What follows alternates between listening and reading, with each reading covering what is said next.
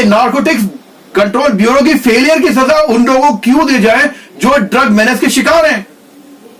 दोनों चीजों में डिस्टिंग्विश करना पड़ेगा। आप ये नहीं कह सकते कि पहले आप अपने बॉर्डर्स को इतना पोरस कर दें कि आप अपने देश के अंदर ड्रग्स मंगवा लें। आप किसी बहाने से ड्रग की लत लगाई उन्होंने, और जिनको ड्रग की लत लगाई आप उनको जेल में भेज रहे हैं। इसके बारे में भारत सरकार भी इस विषय में पूरी तरह सचेत है।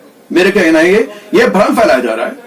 जिन लोगों को ड्रग्स की आदत पड़ गई आप उन्हें डिएडिक्शन सेंटर में भेजते हैं। आप उनको अब और फिर उसके बाद उन लोगों को रिहेबिलिटेशन सेंटर से भेजते हैं आप, और फिर उनके मुकदमे बनाते हैं, रिहेबिलिटेशन सेंटर बनाते हैं। तो फिर आपको मान के चलना पड़ेगा, प्रिजम्पशन मान के चलना पड़ेगा कि जिसको ड्रग की लत लगाई है वो अपराधी नहीं है। लगता कि अगर ऐसी विषय है तो आर्यन खान तो इस ड्रग्स के जो शिकंजे में, जो ड्रग्स की डेफिनेशन में एनडीपीएस के लोगों की ईमानदारी पर मैं कोई उनकी क्षमता पर उन पर कोई संदेह नहीं उठाना चाहता, लेकिन निश्चित रूप से जैसे घटनाक्रम सबके सामने आ रहा है उसे मालूम पड़ रहा है कि एनसीबी के लोग भी हाई हैंडेडनेस करते हैं और उनके कार्यकलाप भी संदेह के दायरे के अंदर हैं।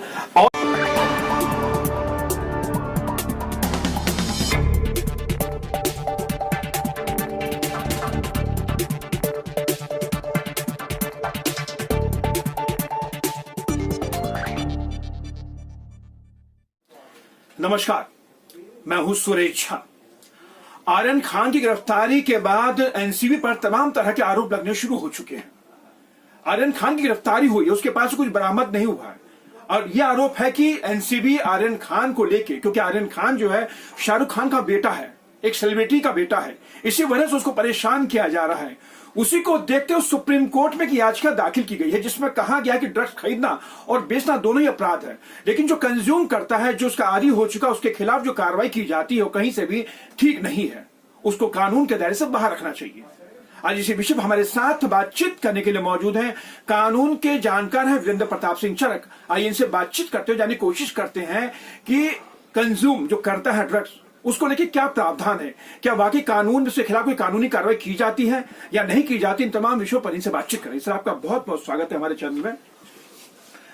सर, सुप्रीम कोर्ट में याचिका दाखिल की गई है जिसमें कहा गया है कि ड्रग्स खरीदना और बेचना बड़ा अपराध है, उसकी तो खैर जो सजा होनी, सख्त से सख्त सजा होनी चाहिए, लेकिन जो कंज्यूम करता है वो पहले से पीड़ित होता है, लेकिन उसको जब एनसीबी जैसी एजेंसियां उसको परेशान करती है, हरास करती है, तो कहीं ना कहीं उसके संग जाती होती है। तो क्या कहेंगे इसको लेकर आप? दो फेसेट्स हैं इसमें। ड्रग्स जिन्हें कहते हैं उसका हम लोग इंटरनेशनल ट्रीटी है, हम लोग इंटरनेशनल ट्रीटी के हिस्से हैं। हमने भी उसमें हमारे देश ने भी एज ए सॉवरेन कंट्री उस इंटरनेशनल ट्रीटी को साइन किया हुआ है। तो इंटरनेशनल ट्रीटी के नाते जो हमारे ऑब्लिगेशंस हैं उनको पूरा करने के लिए हमने इस चीज को काउंटर, ड्रग मेनेस जिसे कहते हैं, उसको काउंटर करने के लिए हमने एनसीबी बनाया हुआ है, नारकोटिक्स कंट्रोल ब्यूरो। वो एक स्पेशलाइज्ड एजेंसी है जिसका काम है कि इंटरस्टेट या क्रॉस बॉर्डर किसी किस्म की भी ड्रग्स जो आती है इस देश के अंदर या इस देश के अंदर जो इंटरस्टेट चल रहा है उसको कंट्रोल करे, उसे काम करे। स्पेशलाइज्ड एजेंसी है वो। नारकोटिक्स कंट्रोल ब्यूरो की फेलियर की सजा उन लोगों को क्यों दी जाए जो ड्रग मेनेस के शिकार हैं। दोनों चीजों में डिस्टिंग्विश करना पड़ेगा। आप ये नहीं कह सकते कि पहले आप अपने बॉर्डर्स को इतना पोरस कर दें कि आप अपने देश के अंदर ड्रग्स मंगवा लें आप, और फिर उसके पोरस करने के बाद आपकी कॉम्प्लिसिटी तो वहां पर हो गई ना, जब आपने ड्रग्स परमिट कर दी, चाहे आपने ओवरसाइट किया या लैक्सिटी किया आपने ऑब्जर्व करने के लिए बॉर्डर्स में। जब उस बॉर्डर्स के बाद आपके देश के अंदर ड्रग्स आ गई, ड्रग्स आने के बाद अब जो लोग ड्रग्स से ट्रेड में हैं उन लोगों ने इनोसेंट लोगों को किसी बहाने से ड्रग की लत लगाई उन्होंने, और जिनको ड्रग की लत लगाई आप उनको जेल में भेज रहे हैं। इसके बारे में भारत सरकार भी इस विषय में पूरी तरह सचेत है। मेरे कहना है ये भ्रम फैलाया जा रहा है। भारत सरकार, ministry of social welfare, social justice की तरफ से निकला हुआ है कि ऐसे कोई भी लोग जो कंज्यूमर हैं छोटे अमाउंट में, जिनको ड्रग्स लेने की लत लगी है या आदत पड़ गई है, उनको जेल ना भेजा जाए, उनको रिहेबिलिटेशन सेंटर्स में, डी एडिक्शन सेंटर्स में भेजा जाए। अब इनहेरेंट कंट्राडिक्शन यहां पर यह है कि जिन लोगों को ड्रग्स की आदत पड़ गई है आप उन्हें डी एडिक्शन सेंटर में भेजते हैं आप उनको, अब और फिर उसके बाद उन लोगों को रिहेबिलिटेशन सेंटर से भेजते हैं आप, और फिर उनके मुकदमे भी बनाते हैं, आप उनको जेलों में डालते हैं। तो आप अगर ऐसी बात रखी जाए, ऐसी बात को समझा जाए, तो ये अपने आप में विरोधाभासी चीज है ये। या तो आप मान के चलिए कि जो ड्रग लेता है, ड्रग का लती है, वो भी ड्रग उतना ही अपराधी है, मान के चलिए, तो ये प्रोविजन को डी एडिक्शन सेंटर्स का हटाइए, खत्म करिए इस बात को। लेकिन अगर डी एडिक्शन सेंटर्स बनाते हैं आप और रिहेबिलिटेशन सेंटर्स बनाते हैं, तो फिर आपको मान के चलना पड़ेगा, प्रिजम्पशन मान के चलना पड़ेगा कि जो जिसको ड्रग की लत लगाई है वो अपराधी नहीं है, शिकार है वो। चलिए, आपने बड़ी अच्छी बात कही आपने कि सोशल वेलफेयर की तरफ से बड़ा लंबा चौड़ा इसमें एक नोटिफिकेशन भी जारी हो रखा है, जिसमें साफ तौर पर कहा गया है कि जो ड्रग्स लेते हैं, जो कंज्यूम करते हैं, जो कंज्यूमर हैं, उनके खिलाफ सख्ती ना बरती जाए, उनको कहीं ना कहीं उनको एक अच्छा माहौल दिया जाए।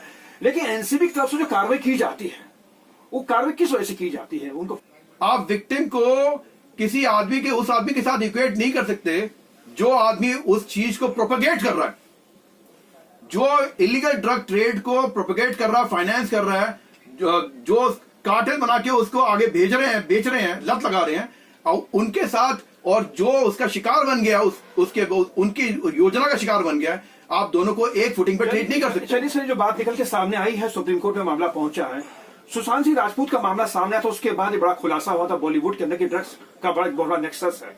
रिया चक्रवर्ती की गिरफ्तारी हुई, उसके तमाम और लोग गिरफ्तार किए गए, अब आर्यन खान की गिरफ्तारी हुई। तो ये तो ड्रग्स के कंज्यूमर हैं, ये बेचने वाले थोड़ी ना है। तो आप इनको जानबूझ कर टेस्ट वगैरह हुए तो मालूम पड़ा ही वाज नॉट एडिक्ट, और जैसी बात आई उसे मालूम पड़ा कि आर्यन खान से कोई रिकवरी भी नहीं हुई है ड्रग्स की।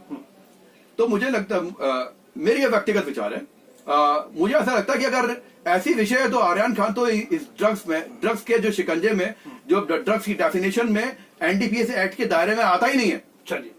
चलिए साहब ने कहा आता ही नहीं है, लेकिन सुप्रीम कोर्ट में जो याचिका दाखिल की गई, सुप्रीम कोर्ट में खास तौर पे ये कहा गया है कि इस कंज्यूमर को जो एक्ट दिए रखा है, क्योंकि उनको भी कहने को प्रताड़ित करती है एनसीबी, जब अपनी छापेमारी करती है, अगर वो अरेस्ट किए जाते हैं तो कहीं दुर्भाग्यपूर्ण तरीके से उनको नहीं अरेस्ट नहीं करना चाहिए, तो उन्होंने इसको कानून के दायरे से बाहर करने की बात की। तो क्या आप इससे सहमत हैं? आप देखिए, black sheeps everywhere, black sheeps जिन्हें कहते हैं, वो हर जगह पर है। एनसीबी के लोगों की ईमानदारी पर मैं कोई उनकी क्षमता पर, उन पर कोई संदेह नहीं उठाना चाहता, लेकिन निश्चित रूप से जैसे घटनाक्रम सबके सामने आ रहा है, उसे मालूम पड़ रहा है कि एनसीबी के लोग भी हाई हैंडेडनेस करते हैं और उनके कार्यकलाप भी संदेह के दायरे के अंदर। हवाला देखा कि और देशों में कंज्यूमर को उसकी गिरफ्तारी यानी कानून के दायरे से बाहर रखा गया है। देखिए, मारिजुआना के बारे में कई सारे देशों में, इवन एडवांस कंट्रीज भी हैं, उन्होंने भी माना इस बात को कि मारिजुआना की एक लीगलाइज किया जाए, मारिजुआना की कंजप्शन को। हमारे यहाँ भी भोले के भक्त जो हैं वो इन चीजों में रहते ही हैं, और वो एक रिलीजियस सेरेमनी का कहने को तो लोग तंबाकू से मरते हैं, लेकिन आज भी सरकार जो है तंबाकू बेच के उससे एक्साइज कमाती है कि नहीं कमाती है? तो सरकार ने तंबाकू बैन क्यों नहीं लगाया आज तक? कोई सरकार, मेरे को याद पड़ता है, मेरी आज तक मैं कहता हूं, सारी सरकारें लगाती कि तंबाकू आपके जान के लिए हानिकारक है, आपको कैंसर हो जाएगा, लेकिन कोई सरकार लोगों की जान खींच के लोगों से टैक्स लेने के लिए टैक्स लेने के लिए तो ये मैंडेटरी कर देती है, लेकिन तंबाकू पे पूरी तरह आड़ में एक षड्यंत्र के तहत अगर लोगों को इलाज से महरूम कर दिया जाएगा, तो ये इसका नकारात्मक पक्ष है। चलिए सर, आपका बहुत बहुत धन्यवाद। ये थे कानून के जानकार वीरेंद्र प्रताप सिंह चरक, जो हमारे साथ बातचीत कर रहे थे। आर्यन खान की गिरफ्तारी हुई ड्रग्स के मामले के अंदर। आर्यन खान के खिलाफ क्या सबूत थे, नहीं थे, वो तो कहना मुश्किल है, तो एनसीबी जानती है, लेकिन कहीं ना कहीं एनसीबी के कार्यकलापों पर अब उंगली उठनी शुरू हो चुकी है। एनसीबी जिस तरीके से लोगों को परेशान करती है, क्योंकि खासकर जो ड्रग्स कंज्यूम करता है उसको लेकर सवाल खड़े किए जा रहे हैं, क्योंकि कंज्यूमर को आप परेशान करते हैं, गिरफ्तार करते हैं, जो कहीं से भी कानून सम्मत नहीं है। जबकि खुद सोशल वेलफेयर मिनिस्ट्री की तरफ से इस पे खास कर नोटिफिकेशन आ रखा है कि जो ड्रग्स का कंज्यूमर है उसके खिलाफ नरमी बरती जाए, उसको एक अच्छा माहौल देने को अस्पताल में भर्ती कराया ताकि उसके ड्रग्स की आदत छूट सके। लेकिन आप उसको गिरफ्तार कर लेते हैं। सुशांत सिंह राजपूत का मामला जब उजागर हुआ था बॉलीवुड में, तब पता चला कि बॉलीवुड भी ड्रग्स से छूता नहीं। उसके बाद एक के बाद एक बड़ी कार्रवाई हुई, जिसमें रिया चक्रवर्ती गिरफ्तार की, तमाम ऐसे लोग गिरफ्तार किए जो सेलिब्रिटी थे। लेकिन उनका कसूर क्या था? उनका कसूर सिर्फ इतना था कि वो ड्रग्स का कंज्यूम करते थे, वो ड्रग्स की खरीद फरोख्त नहीं करते थे। लेकिन एनसीबी की जो कार्रवाई थी वो कहीं ना कहीं एक परेशान करने वाली थी। जो ड्रग्स का जो कंज्यूमर है उसको उन्होंने उसके खिलाफ एक जो सही तरीका होता है वो सही तरीका ना अपना करके जो तरीका अपना गिरफ्तारी का वो कहीं से भी जायज नहीं था। अब सुप्रीम कोर्ट के अंदर मामला पहुंचा, अब देख रहे हैं सुप्रीम कोर्ट पूरे मामले को लेकर अब क्या फैसला देती है। कैमरा पर्सन राजेश के साथ सुरेश झा, न्यूज़ नेट, दिल्ली।